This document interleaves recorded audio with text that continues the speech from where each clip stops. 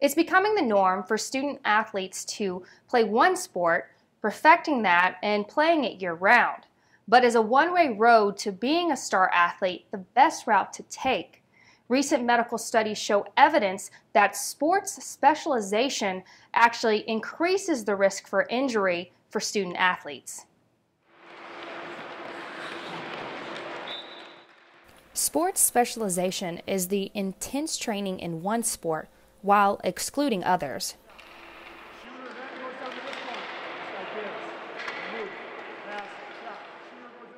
Hockey great Bobby Orr and Wake Forest basketball coach Danny Manning are just two athletes that were plagued with injuries, ultimately leading them to early retirement.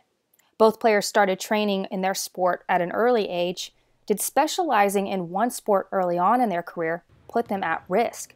Two recent medical studies say it can. Both the University of California in San Francisco and the University of Wisconsin in Madison recently conducted studies looking into this concept of specializing in one sport. What they found?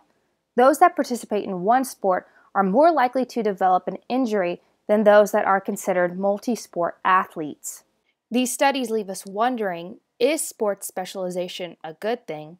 Is specializing in one sport damaging? And how can we ensure player safety? There are schools like Ridgewood High in Norwich that do encourage students to be multi-sport athletes.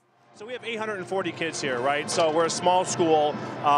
We don't really want our athletes to specialize in one single sport. We want them to be participating in as many sports as they possibly can, right? So we like to have crossover. I like to encourage my coaches to encourage crossover. So if you play soccer in the fall, you play basketball in the winter, run track in the spring, whatever it might be. We do have some athletes that specialize in one sport. It's not uncommon, but we really try to encourage our athletes to participate in as many sports as possible. Next, in this three-part series, I talk with two athletes about their past experiences.